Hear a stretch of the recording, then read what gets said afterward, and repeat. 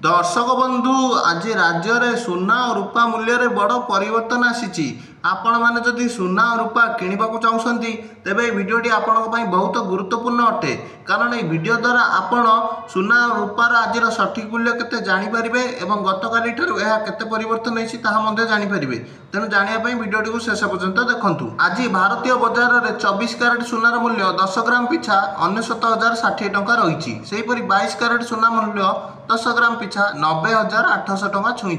सेहीपरि आज ओडिशार राजधानी भुवनेश्वर में 24 क्यारेट सुनार मूल्य 10 ग्राम पिछा 99,060 टंका रही बेले 22 क्यारेट सुना मूल्य 10 ग्राम पिछा 90,800 टंका पहुंची। सेहीपरि आज भारतर राजधानी नुआदिल्ली में 24 क्यारेट सुनार मूल्य 99,060 टंका और 22 क्यारेट सुनार मूल्य 90,950 टंका रही 10 ग्राम पिछा।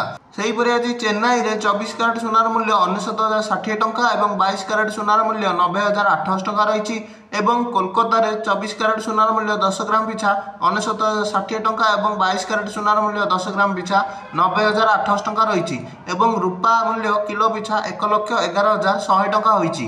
तेबे यह आज सुना और रूपार सठिक रेट मुझे आपको समस्त जगार सुना और रूपार सठिक मूल्य प्रदान करछि।